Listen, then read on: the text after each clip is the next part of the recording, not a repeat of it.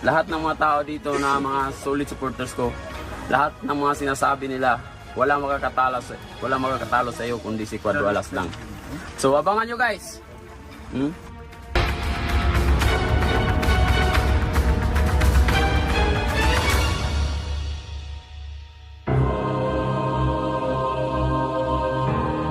Mga kakwento, walang gana na si Tiang TVs kay Naoya Inoue dahil napaka-imposible na itong si Inoue ay umakyat ng timba ngayon kung saan siya lumalaban na division. Pero ganoon kuman, sobrang ni-real talk naman itong si Inoue ng Boxing News 24 dahil hindi na one-punch knockout fighter itong si Inoue ngayon. Napatumba nga sila Palace pero nagbitaw pa ng maraming mga kombinasyon at ilang beses din na si Inoue ay napalog ni Tapales sa laban na yon.